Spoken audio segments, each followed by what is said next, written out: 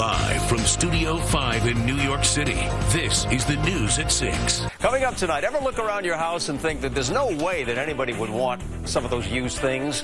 Well, think again. You can sell almost anything if you know where to go. We'll show you coming up next. Okie doke. Welcome back to our feature story tonight. And you know how the old saying goes, one man's trash is another man's treasure. Well, thanks to the internet, that's never been more true. As Crystal Young shows us tonight, you can sell anything nowadays. Check it out. Most 85% of my apartment I've bought online from people who used it before me. eBay and Craigslist. Both sites have been around since the 90s and are the gold standard for selling your things online. But now the field is crowded with a bunch of new ones that make it easy for you to post and sell just about anything. What's great about these is they're very easy to use, so you could certainly experiment with different ones. You know, for instance, there's a big difference between, say, ThredUp and Poshmark. ThredUp does everything for you. They send you a bag and you put your stuff in it, send it, and they do everything for you and they pay you up front. Where Poshmark, you'll actually make more money on your clothes, but you need to be a little bit more interactive.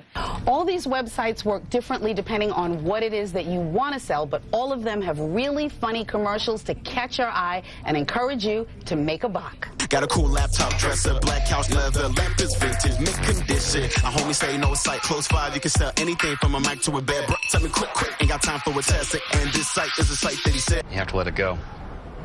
I can't, it's my lucky ball. I'll tell you what, let's sell it on Let Go. We just have to take a picture and post it. Hey, I saw your post. I'll take it. Sold. Yeah. It's time to snap, post, chat, and sell.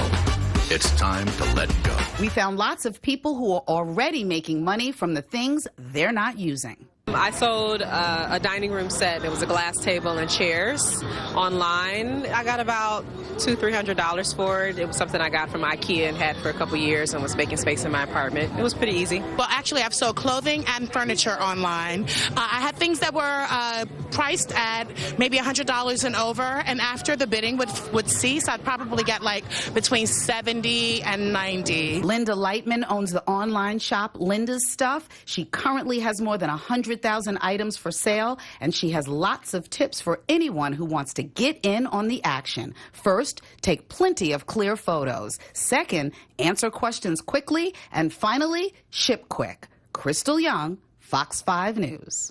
Okay, thanks, Crystal. What can we sell now? Okay, what can I sell? All right, Mark DiMassimo is joining us right now. For sale. Yeah, DiMassimo, Goldstein Advertising, thanks for being here. Okay, you know what? We've been watching this thing. You're not really surprised by this expanding trend of being able to sell anything online, right? Ernie, I think you and I have known each other since there was only eBay, which is now like the dark ages. Right. And since that time, I've been working on what I call the direct revolution, which is the way people use technology like these devices to buy and sell stuff. So, no, I'm not surprised, but I'm impressed. You're impressed? I'm impressed by how many options there are now and how fast this world of apps is really growing. You are also saying that the key here is the fact that it's been localized, right? Well, yeah, I mean, I think here's the thing.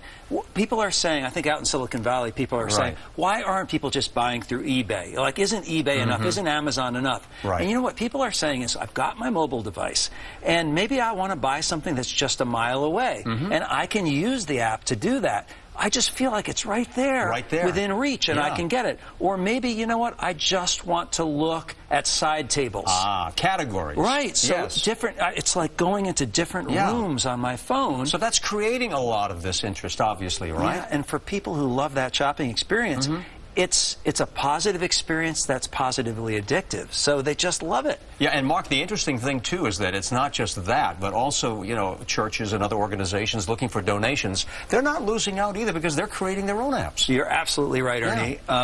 You know, a lot of people think, wow, now it's so easy for people to sell things, so that's going to hurt the charities. But in fact, the people who used to have garage sales, they've got new options. Right. The people who want to give, it's easier for them to give. Right. The churches are tapping in through these other apps where they'll just come and get it, so it becomes so much easier, so less is ending up in the trash. And you expect more of this to develop, right? Yeah, I really think that we're really in the beginning of this fervent of innovation. We're going to see a lot more apps, maybe down the line some consolidation, but for now it's more good stuff. Excellent. Mark, always good to have you here, okay? Thank you, Thanks so much. All right, it's time to put your spelling to the test.